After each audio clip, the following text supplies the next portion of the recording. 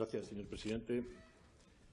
Buenos días y perdón, pero bueno, tengo que sosegar un momento. Me han desordenado completamente la cabeza y ahora tengo que ordenar todo lo que tengo que decir, por lo cual sencillamente voy a pasar, no voy a contestar a nada, simplemente una observación.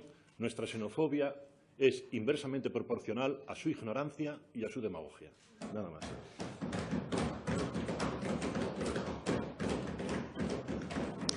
Y puestos a ello, pues pasaré a lo que iba a ser mi discurso original, que ahora está completamente desordenado tras las distintas intervenciones de los distintos intervinientes. Y lo primero para resumir, lo que oigo aquí es demagogia, o sea, mucha demagogia. Se habla de la universalización a la sanidad pública como un principio básico fundamental que no es tal. Porque yo le recuerdo a quien seguro que lo sabe, pero lo soslaya, de que la sanidad no está recogida como un principio básico en la Constitución española, sino como un principio rector de la política social. Por lo tanto, no es un bien básico defendible por la Constitución, está en el artículo 43 y, por lo tanto, todo lo demás, lo único que nos lleva es a que si quieren cambiar lo que tienen que hacer es ir a un cambio en la Constitución. Pero no, tomamos un atajo y entonces ahora nos traemos una ley que en realidad no cambia la Constitución, sino que lo que pretende cambiar son dos leyes orgánicas y una ley ordinaria. Como ustedes saben, en el proyecto de ley que se va a llevar al Congreso por tres miembros de esta Cámara para aprobar los cambios de tal, se intenta cambiar la Ley General Básica de Sanidad del año 86, que tiene tratamiento de ley orgánica y, por lo tanto, un distinto recorrido. Bien, se intenta también cambiar artículos en la Ley de Extranjería y yo no sé, de verdad, ¿para qué tomar este atajo cuando lo tienen bien fácil? Modifican la Constitución y ya está, y no hay ningún problema. Pero, a pesar de eso, también es cierto que lo que pretenden ustedes cambiar, y que aquí no se ha dicho, es la universalización de la sanidad y la derogación de artículos que, por ejemplo, las mutuas de funcionarios, pues se van a cargar ustedes, se pretenden cambiar ustedes la mutua. No me digan que no, perdone, pero yo aquí veo de la titular. Bueno, no lo voy a leer porque se me va el tiempo. Pretenden ustedes que las mutuas de funcionarios pasen a ser el régimen general y, por lo tanto, disminuya.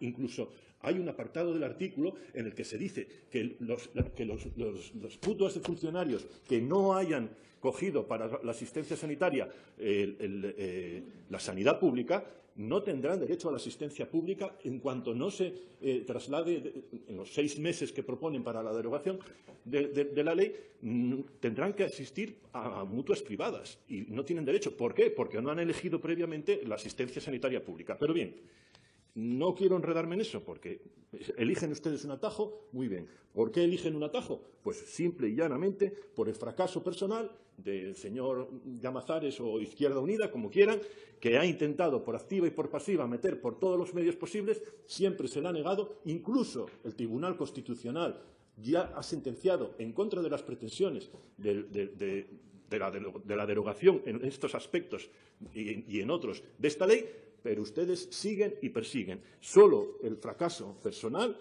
nos ha llevado a todos a seguir como corderitos a la iniciativa de este partido político, del señor Llamazares en particular. Y le sigue el Partido Socialista, el partido de la responsabilidad. Cuando hay que ser responsable, o por favor, acudimos a la responsabilidad. Nos piden que, por favor, seamos, un poco más que almas de la caridad y con todas sus iniciativas, porque responsabilidad de Estado, estoy hablando del Gobierno asturiano,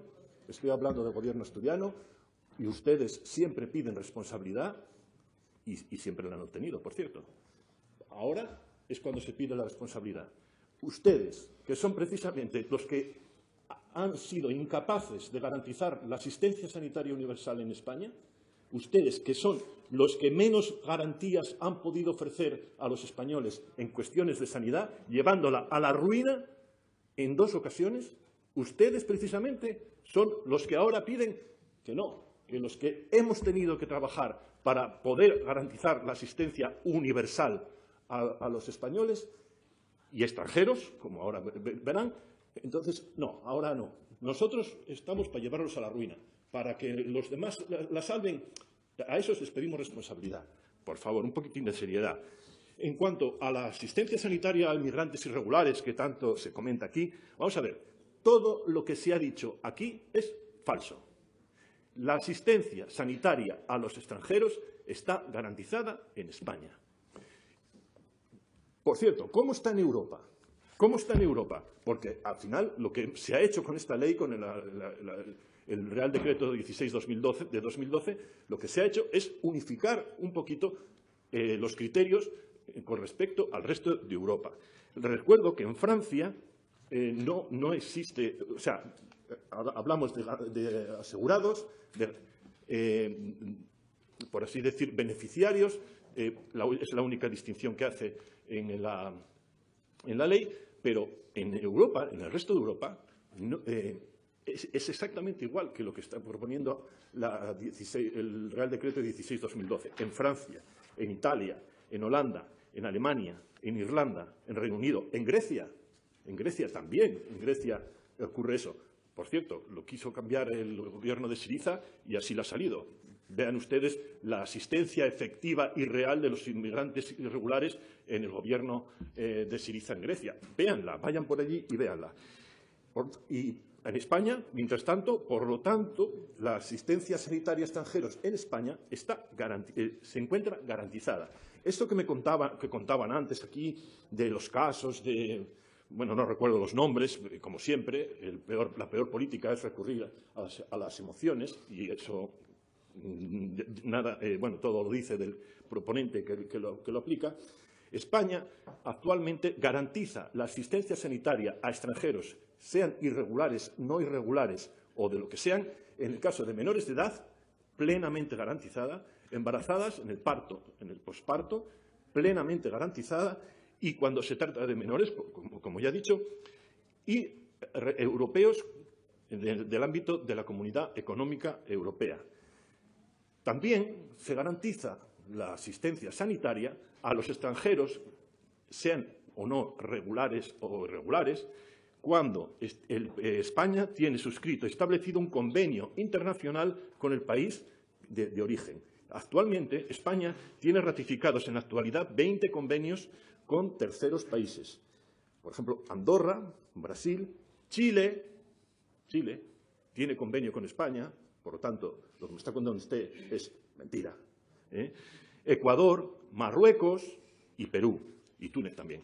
Estos incluyen el derecho a recibir plena asistencia sanitaria siempre y cuando tengan reconocida la asistencia en su país. Por lo tanto, no hace falta que sean ni regulares ni irregulares. Por otro lado, el Gobierno de España ya actualizó el tema al decir que es la cartilla de asegurado, por así decir, se podría obtener unificándolo en el Consejo Interterritorial. Señoría, su tiempo ha concluido con creces. Sí, termino ya. Nada más que decir eso, que en España ya se ha corregido y se ha unificado en el Consejo Interterritorial de Salud para poder obtener la cartilla, por así decir, de asegurado, que es de lo que hemos estado hablando hasta aquí, en términos muchísimo más laxos y flexibles para así unificar a nivel todo. Ya dije al principio que no me iba a dar tiempo a contestar ni a decir a todos estos. Simplemente como resumen y para terminar, y gracias al señor presidente por su venia, esto es un aquelarre aquí de demagogia y de inexactitud, de falsedad y de intolerancia. Vamos.